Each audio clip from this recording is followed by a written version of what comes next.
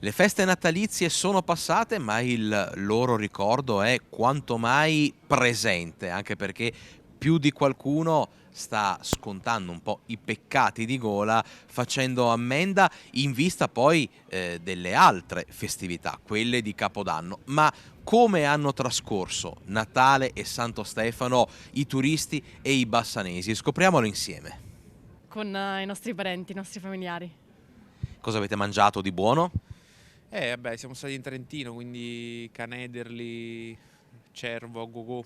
Sì, sì, ci siamo dati. Siamo andati a trovare il nostro figlio e siamo stati insieme a festeggiare la nascita di Gesù bambino. Natale quindi in famiglia. Signora, cosa avete mangiato di buono?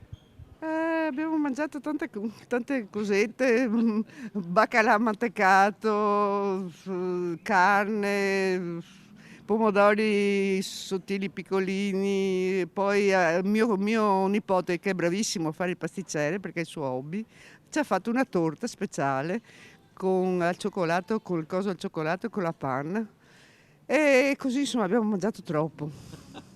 Mangiato troppo oggi, allora si cammina un po' per smaltire. No, abbiamo sempre camminato e io faccio digiuno. Abbiamo fatto un bellissimo pranzo di famiglia con nipoti, moglie, fratelli e quant'altro. Cosa avete mangiato di buono?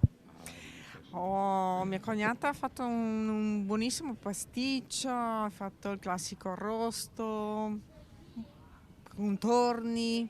Abbiamo mangiato proprio bene. A casa e basta. A casa in famiglia? Sì. Cosa avete mangiato di buono? Abbiamo mangiato un po' di carne, un po' di piatti nazionali, così, anche con la famiglia. Il regalo più apprezzato sotto l'albero qual è stato? Soldi. A casa con i familiari, tranquillamente. Menù a base di? Carne e pasta, pasticcio, lasagna al forno.